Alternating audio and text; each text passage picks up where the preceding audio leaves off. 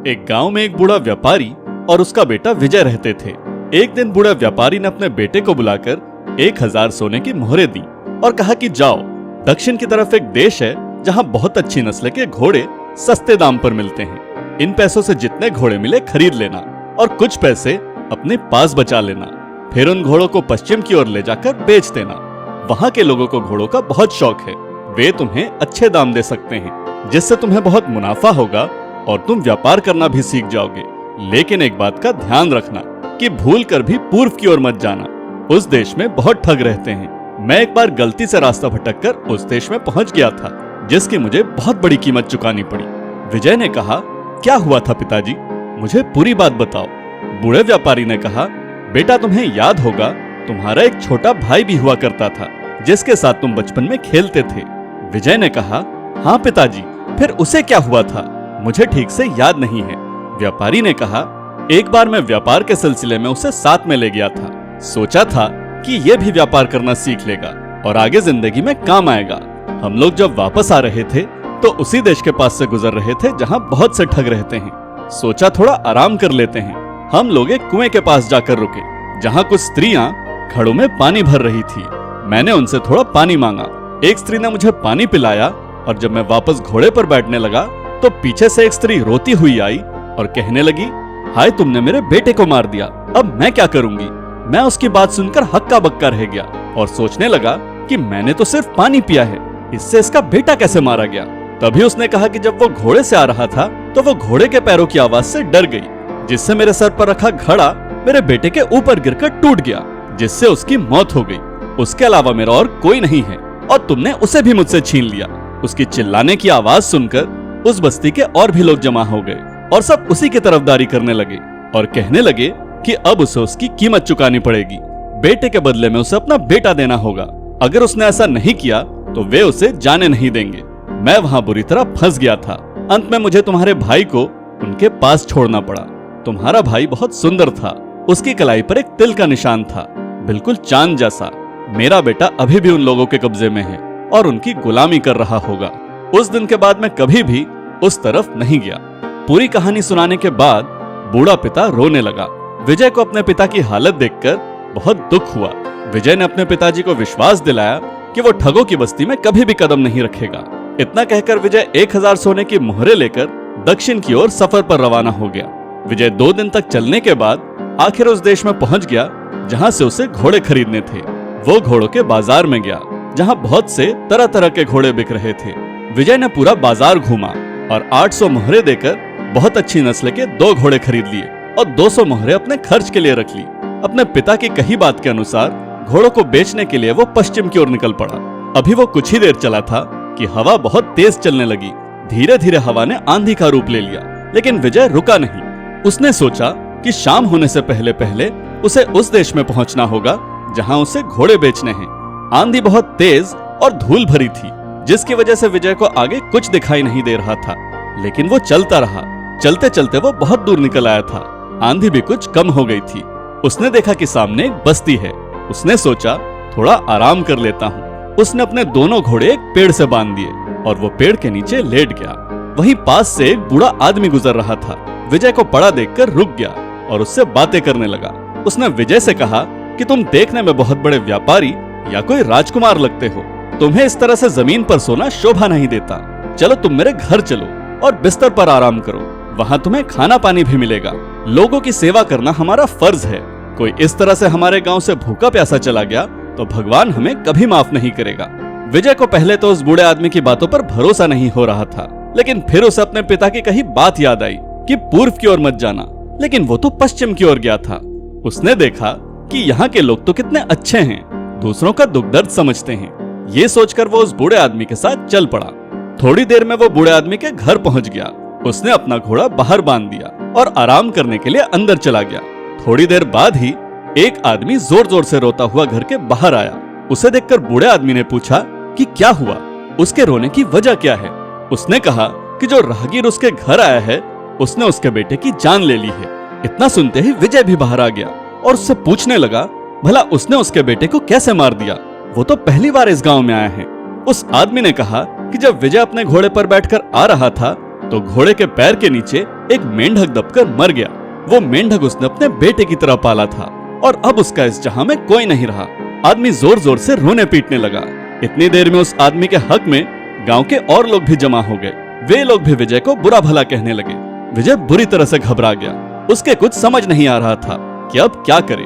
उसने लोगों से पूछा उस आदमी के दुख को कम करने के लिए क्या किया जाए। वो आदमी एकदम से बोला, अपने घोड़ों में से एक घोड़ा मुझे दे दो। विजय ने नाराज होकर कहा, एक मामूली से मेंढक के बदले में मैं अपना घोड़ा नहीं दे सकता। तब वो आदमी कहने लगा, कैसी बातें करते हो नौजवान, क्या घोड़ा किसी के बेटे से ज्यादा कीमती हो सकता है। आखिर में बेचारे विजय को अपना एक घोड़ा उस आदमी के हवाले करना पड़ा। वो बहुत ही उदास और दुखी होकर वहां से चला गया। अब विजय समझ चुका था कि वो उसी बस्ती में आ गया है जिसकी बात उसके पिता ने सुनाई थी। शायद वो आंधी में रास्ता भटक गया है, जिसकी वजह से वो यहाँ पहुंच गया था। विजय काफी दूर तक चलता रहा ताकि कहीं से कोई रास्ता मिल जाए जो उसके देश जाता हो। थोड़ी देर बाद वो एक गांव में पहुंचा। विजय भूख और प्यास के मारे बेहाल था।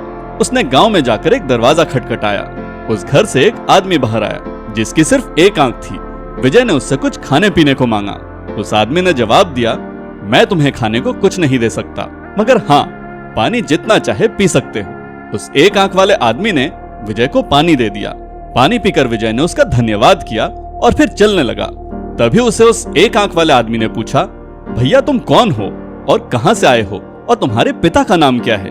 जैसे ही विजय ने उसे अपने गांव और अपने पिता का नाम बताया, उस एक आंख वाले आदमी ने विजय की बाजू जोर से पकड़ ली और खुशी से चिल्लाने लगा, आखिर तुम मुझे मिल ही गए। अब सुनो लड़के, 20 साल पहले मैं व्यापार के सिलसिले में तुम्हारे देश गया था। वहां मेरा सारा सामान चोरी हो गया था।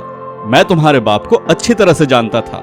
मैंने उससे 100 सोने की मोहरें मांगी थी और वो राजी हो गया, मगर उसे जमानत चाहिए थी। मेरे पास देने के लिए कुछ भी नहीं था। उसने कहा कि तुम मुझे अपनी एक आंख निकाल कर दे दो। मुझे पैसों की इतनी सख्त जरूरत थी कि मैं राजी हो गया। वो मेरी एक आंख निकाल कर ले गया और वादा किया कि 1 साल के बाद वो मेरे घर आएगा और मेरी एक आंख वापस कर देगा। मगर 20 साल गुजर गए और वो अब तक वापस नहीं आया। अब चूंकि तुम मेरे हाथ लग गए हो, मेरी एक आंख वापस कर दो। पिता का कर्ज चुकाना तो बेटे का फर्ज होता है। उसकी बात सुनकर विजय हैरान रह गया। देखते ही देखते उस एक आंख वाले आदमी के चारों ओर उसके हमदर्द लोगों की भीड़ जमा हो गई। विजय अब रोने के करीब था। उसने कहा, मुझे नहीं मालूम कि तुम्हारी आंख का क्या किस्सा है, परंतु फिलहाल ये बताओ कि अब मुझे क्या करना होगा और तुम मेरा पीछा कैसे छोड़ोगे। उस आदमी ने जवाब दिया, तुम अपना घोड़ा यहाँ छोड़कर जा सकते हो। बेचारा विजय मजबूर होकर अपना घोड़ा वहीं छोड़कर अकेला ही आगे निकल पड़ा। चलते चलते उसका शरीर दर्द करने लगा था। दिल से भी वो बहुत दुखी था कि उसके दोनों कीमती घोड़े चले गए थे। थकान के मारे अब उससे चला भी नहीं जा रहा था। चलते चलते वो एक बगीचे में जा पहुंचा और एक वृक्ष के नीचे बैठकर आराम करने लगा। थकावट के कारण उसे नींद आ गई। कुछ देर बाद जब उसकी नींद खुली तो उसने देखा कि बगीचे के पास ही एक सेब के पेड़ के नीचे 2 आदमी बैठे शतरंज खेल रहे थे। उन्हें खेलता हुआ देखकर विजय के मन में भी आया कि वो अपना मन बहलाने के लिए कुछ देर इन लोगों के साथ शतरंज खेल ले। विजय उन लोगों के पास गया। उनमें से एक आदमी ने विजय से कहा, क्यों भाई, क्या तुम भी हमारे साथ शतरंज खेलना चाहते हो। विजय ने हाँ में सिर हिलाया। वो आदमी कहने लगा, भाई अगर हमारे साथ शतरंज खेलनी है तो उसकी एक शर्त है, और शर्त यह है कि हारने वाले आदमी को जीतने वाले आदमी के द्वारा बताए गए किसी भी काम को करना होगा। फिर वो आदमी पेड़ पर लगे हुए सेबों की तरफ देखकर कहने लगा, अगर तुम शतरंज में हार गए तो तुम्हें मेरा एक काम करना होगा। विजय को लगा कि शायद वो आदमी उससे पेड़ पर चढ़कर सेब तोड़वाना चाहता है। उसने तुरंत इस बात पर सहमति दे दी और वे लोग शतरंज खेलने लगे। शतरंज के खेल में विजय हार गया। अब शतरंज जीतने वाले आदमी ने कहा, अब तुम्हें मेरा एक काम करना होगा। विजय बोला, कोई बात नहीं भाई, भला पेड़ से सेब तोड़ना कौन सा बड़ा काम है, मैं अभी कर देता हूँ। उस आदमी ने कहा, तुमसे किसने कहा कि मैं तुमसे सेब तोड़वाना चाहता हूँ। मेरे पास तो तुम्हारे लिए एक दूसरा काम है, और वो काम यह है कि तुम्हें मेरे लिए समुद्र को खाली करना होगा, उसका सारा पानी निकालना होगा। अगर तुम ऐसा नहीं कर पाए तो तुम्हें जुर्माने के तौर पर मुझे 1000 सोने की मोहरें देनी होंगी। उस आदमी की बात सुनकर विजय के होश उड़ गए। वो कहने लगा, अरे भाई, भला समुद्र को भी कोई खाली कर सकता है। उस आदमी ने कहा, मैं वो सब नहीं जानता। हमने शतरंज इसी शर्त पर खेली थी कि हारने वाले को जीतने वाले की हर बात हर हालत में माननी पड़ेगी। अभी या तो तुम समुद्र का पानी खाली कर दो या फिर मुझे 1000 सोने की मोहरें दे दो। विजय कहने लगा, भाई मैं तो पहले इस गांव में आकर लुट चुका हूँ, मेरे पास तो एक फूटी कौड़ी भी नहीं है। अब उन दोनों में इस बात को लेकर बहस होने लगी। अभी बहस चल ही रही थी कि तभी वहां एक नौजवान आ गया। उसने विजय को रोते हुए देखा तो रुककर पूछने लगा, क्या हुआ भाई, तुम रो क्यों रहे हो? आखिर ये सब क्या मामला है? लेकिन विजय ने उसकी बात का कोई जवाब नहीं दिया। अब वो इस गांव के किसी भी आदमी से बात नहीं करना चाहता था। उसे डर था कि कहीं वो किसी नई मुसीबत में ना फंस जाए। परंतु वो अजनबी नौजवान विजय से बार बार पूछने लगा। देखने में वो एक भला इंसान मालूम पड़ता था।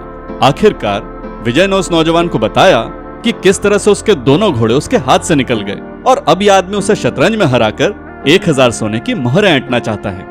नौजवान ने सारी बात बड़े ध्यान से सुनी और फिर कहने लगा, अच्छा चलो, मैं देखता हूं कि तुम्हारे घोड़े तुम्हें कैसे वापस दिला सकता हूं और साथ ही इस आदमी के साथ तुम्हारे झगड़े का निपटारा भी करवा सकता हूं। चलो तुम मेरे साथ राजा के पास चलो।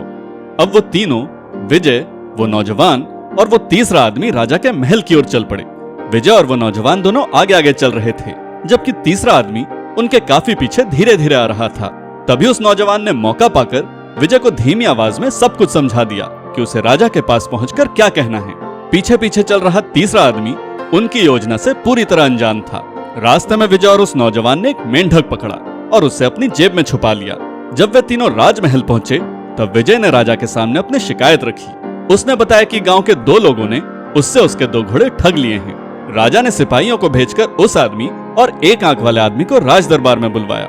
राजा के सामने पहुंचकर उस आदमी ने अपनी बात रखी। उसने कहा, महाराज, जो मेंढक विजय के घोड़े के नीचे दबकर मर गया उसे मैं अपना बेटा मानता था, जिसे मैंने बड़े प्यार से पाला था। विजय ने तुरंत अपनी जेब से एक मेंढक निकाला और उस आदमी के सामने रखते हुए कहा, महाराज, इस मेंढक को मैं अपना बेटा मानता हूँ। मैं इस मेंढक को रास्ते पर नीचे छोड़ देता हूँ और अगर इस आदमी ने इस मेंढक को पैरों तले कुचल दिया तो इसका बदला पूरा हो जाएगा। राजा ने कहा, यह बिल्कुल ठीक है, मेरे विचार से यह सही न्याय है। इस मुकदमे का यही फैसला है। यह सुनकर उस आदमी ने चुपचाप अपना घोड़ा विजय को लौटा दिया और वहां से चला गया। अब एक आंख वाले आदमी की बारी थी। उसने राजा के सामने अपना पक्ष रखा। विजय ने कहा, हुजूर, इसमें कोई शक नहीं है कि मेरे पिता को अजीबोगरीब शौक हैं। उनमें से एक ये है कि वे लोगों की आंखें जमा करते हैं। हमारे गोदाम में सैकड़ों आंखें जमा हैं।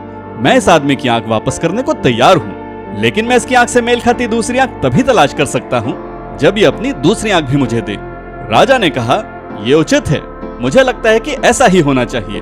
राजा की बात सुनकर एक आंख वाले आदमी ने अपना घोड़ा विजय को लौटा दिया और अपनी खोई हुई आंख वापस लेने में कोई रुचि नहीं दिखाते हुए चुपचाप राज दरबार से चला गया। अब उस तीसरे आदमी की बारी थी जिसने शतरंज के खेल में विजय को हराया था। उसने राजा से कहा, महाराज, मैंने विजय को शतरंज में हराया है।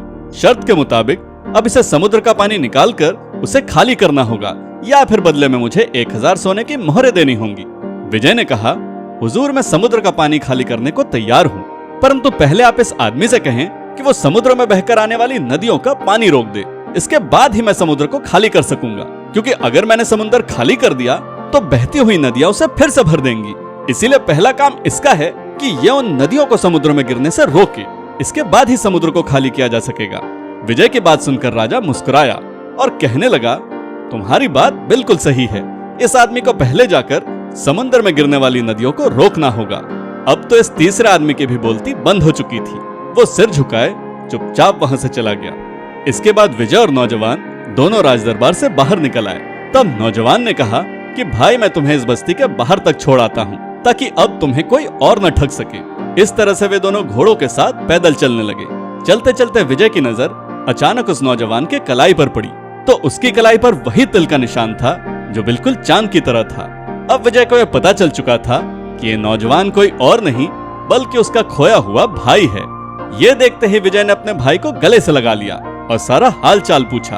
विजय के भाई ने उसे बताया कि यह ठग औरत जिसने उसे अपना गुलाम बनाया था वो अब मर चुकी है और तब से वो बेचारा इसी मौके में है कि कैसे वो अपने देश पहुंच सके। इतने दिनों तक ठगों के बीच में रहकर वो उनके तौर तरीके जान गया था और जानता था कि कैसे इन ठगों से निपटा जाए। दोनों भाई ठगों की बस्ती से बाहर निकलकर पश्चिम की तरफ चले गए। वहां पहुंचकर उन्होंने अपने दोनों घोड़े अच्छी कीमतों पर बेच दिए और खुशी खुशी अपने घर वापस आ गए। उनके पिता ने खुश होकर उनका स्वागत किया। बेटे के वापस मिल जाने की खुशी में पिता की आंखों से आंसू बहने लगे। आज की कहानी कैसी लगी हमें कमेंट करके जरूर बताएं।